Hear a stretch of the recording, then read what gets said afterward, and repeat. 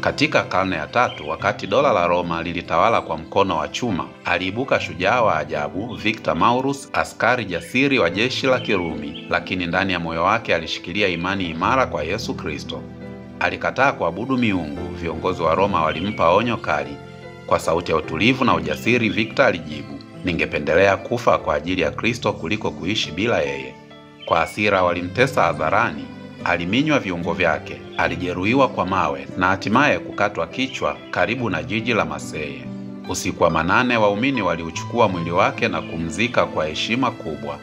Mahali alipolala palifanywa abasia ya Mtakatifu Victor.